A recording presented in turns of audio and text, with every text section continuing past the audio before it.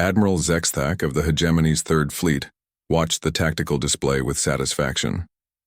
10,000 ships surrounded the small blue world, their weapons trained on the primitive human settlements below.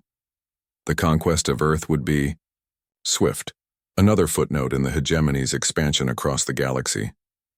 Communications established with the human leadership, reported his aide, Lieutenant Forth. They request a parley. Zexthak's mandibles clicked in amusement. How quaint. Very well, let's hear their surrender terms.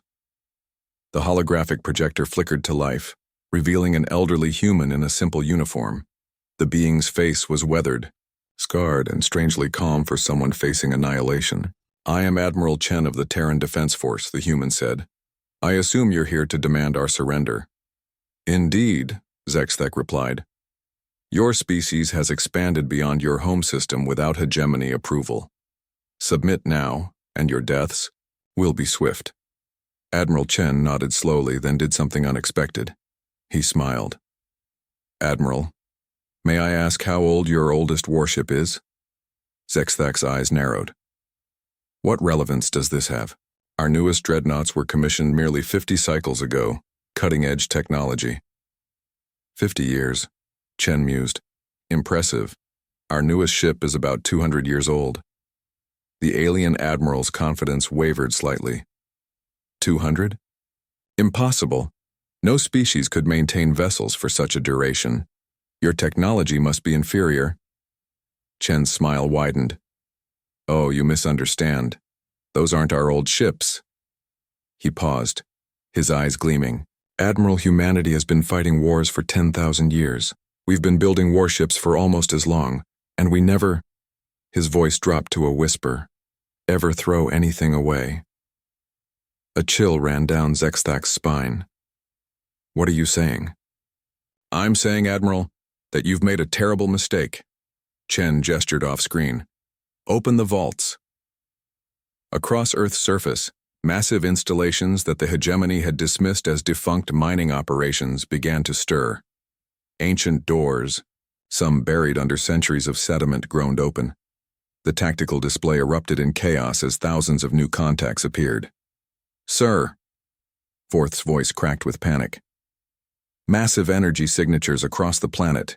Ships are launching, thousands of them. From Luna's hidden shipyards emerged vessels that defied comprehension. Crude, angular ships that looked like flying cathedrals bristling with weapons. From Earth's ocean floors, submarines converted for space combat broke through the waves. Their hulls scarred from battles fought in seas of water and now ready for seas of stars. Those are— Zexthak stared in horror at one massive vessel emerging from beneath the Pacific. That design is ancient. USS Enterprise, Chen said conversationally. CVN-65 commissioned in 1961.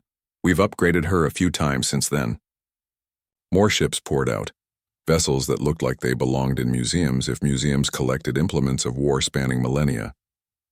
Ancient carriers launched fighters whose designs hadn't been used in 5 centuries. Battleships that had once shelled beaches now turned their guns toward the stars. This is impossible, Zexthak snarled. These vessels are obsolete, primitive. Are they? Chen asked.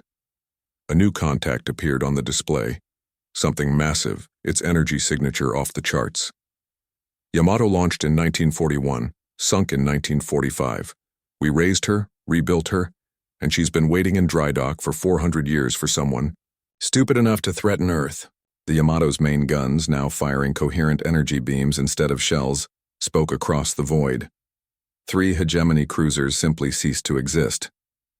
The thing about old warships, Admiral, Chen continued as more ancient vessels joined the fray, is that they were built when war was about one thing: survival. No computers to hack, no networks to infiltrate, just steel, determination, and the will to fight. A Hegemony destroyer found itself facing what looked like a wooden sailing ship, complete with masts and rigging. The alien crew laughed until HMS Victory's plasma cannons, mounted where her traditional guns once sat, reduced their ship to atoms. Sir, we're being decimated, Vorth reported. Their primitive ships are somehow— Not primitive, Zexthak whispered. understanding dawning in his eyes. Experienced. The human ships fought like nothing the hegemony had encountered. They used tactics from 1,000 different eras, adapted, and evolved. Ancient carriers deployed fighters in formations perfected during wars the hegemony had never heard of. Submarines that had stalked enemy vessels in Earth's oceans now hunted through space with the same deadly patience. "You see, Admiral," Chen's voice cut through the chaos. "Every species in the galaxy builds their newest ships to fight their most recent war. Humans build our ships to fight every war we've ever fought." A massive dreadnought, clearly one of the hegemony's finest, found itself surrounded by what looked like patrol boats, vessels so small they barely registered on sensors. Too late, the dreadnought's crew realized these patrol boats were torpedo boats, their design perfected in Earth's ancient ocean wars. The swarm of tiny vessels unleashed hell, their weapons designed for one purpose: killing things much larger than themselves. "This is Admiral Zexthak to all ships," the alien commander finally broke. "Retreat, full retreat." But it was too late. The humans had learned something else during their millennia of warfare: never let an enemy escape to fight another day. The ancient ships moved with purpose, cutting off escape routes with maneuvers that spoke of countless battles fought and won. As his flagship shuddered under fire from what looked like a converted ocean liner, the Queen Mary's guns had been upgraded, but her grace remained intact. Zexthak made a final transmission to Earth. "How?" he gasped. "How did you hide such a fleet?" Chen's smile had never faded. "We didn't hide them, Admiral. You just assumed that old meant obsolete. But humans know something the rest of the galaxy forgot." "What's that?" "There's no such thing as an obsolete weapon, only obsolete tactics." The transmission flickered as weapons fire intensified around the hegemony flagship. "Oh, and Admiral, you should probably know, these aren't even our best ships.